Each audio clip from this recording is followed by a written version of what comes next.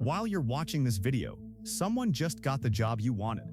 Not because they're smarter, not because they had a better resume, because 100 people applied for that role, and the recruiter simply picked the first person who didn't have any red flags. This isn't a vibe. This isn't a feeling. Right now, hiring in America is back to levels last seen in 2009, the absolute bottom of the Great Recession, the crisis that nearly wiped out the global economy. And yet the stock market just hit an all-time high. Both of these things are true at the same time, and it's not a fluke, it's the system, working exactly as designed, and it's already affecting you, even if you're employed, even if your savings look fine, even if you think this doesn't apply to you. It does, and I'm going to show you how. There's a statistic most people have never heard of. It's called the hiring rate. It's simple. Out of the entire workforce, how many people actually get hired every single month? Right now, that number is near historic lows. The last time it was this bad, and stayed this bad for this long, was 2009, the bottom of the global financial crisis.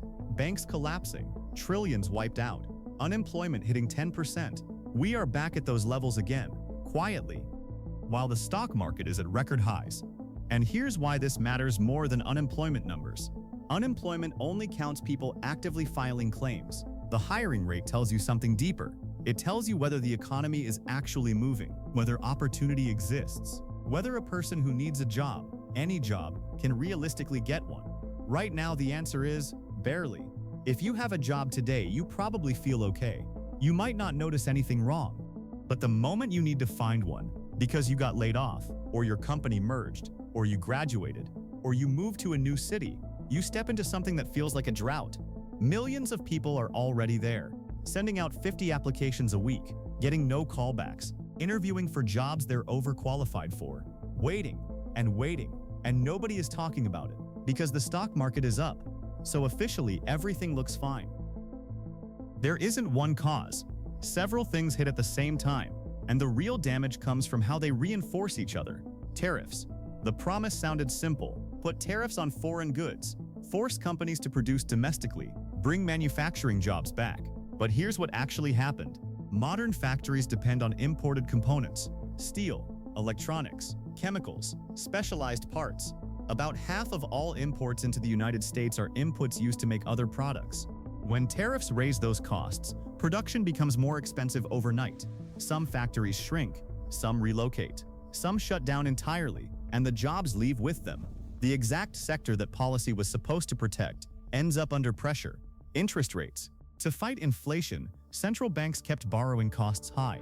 That decision makes sense, but it has consequences. When money is expensive, expansion slows. A startup that planned to hire 20 people hires 6. A business delays opening a second location. A construction project gets postponed.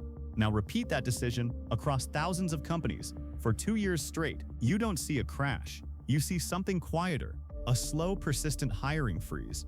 Government layoffs. Here's a number that rarely made headlines. In less than a year, the federal government, the largest employer in the country, eliminated hundreds of thousands of positions. Not just administrators in Washington, information technology specialists, scientists, accountants, logistics managers, spread across every state, all of them suddenly competing for the same private sector jobs, with strong resumes and nowhere to go. Now here's where it gets more serious. These forces don't operate separately. They amplify each other. Tariffs raise costs. Higher costs fuel inflation. Inflation keeps interest rates elevated. High rates slow hiring. And when companies are forced to do more with fewer people, technology becomes irresistible. Not full automation, not robots replacing entire professions. Something quieter. A law firm that used to hire 3 paralegals hires 1. A consulting firm that hired 15 analysts hires 5. A media company uses software to handle entry-level tasks. The job never gets posted. It simply stops existing. And that's why the entry-level job market right now feels unusually tight. Not because graduates are less capable, because the first rung of the ladder is disappearing. Now here's the strange part. If the job market is struggling, why is the stock market rising? Look closely. Most of the growth isn't spread across the economy. It's concentrated. A small group of companies is responsible for a huge share of market gains. Technology firms building artificial intelligence systems, cloud infrastructure, semiconductors, data centers, Right now, trillions of dollars are flowing into this sector. It is one of the largest concentrated investment waves in modern economic history, bigger than many industrial expansions of the past. But there's one critical difference. It doesn't create jobs at the same scale. Previous industries built entire ecosystems. The automobile industry built Detroit. The technology boom built Silicon Valley. Manufacturing built regional economies. Workers needed homes, stores, schools, services. Entire communities formed around those industries. Modern infrastructure looks different. Large facilities, expensive equipment, highly automated systems, high productivity, relatively small workforces. So you end up with an unusual pattern. One part of the economy grows rapidly, another part moves sideways or falls behind. Economists call this a K-shaped economy. In a traditional recession, everything declines together. In a typical recovery, everything rises together. But in a K-shaped economy, the lines split. One group moves upward, another group moves downward. At the same time, inside the same country, using the same currency. Once you notice this pattern, you start seeing it everywhere. Higher income households remain stable. Lower income households feel pressure. Luxury goods perform well. Discount retailers struggle.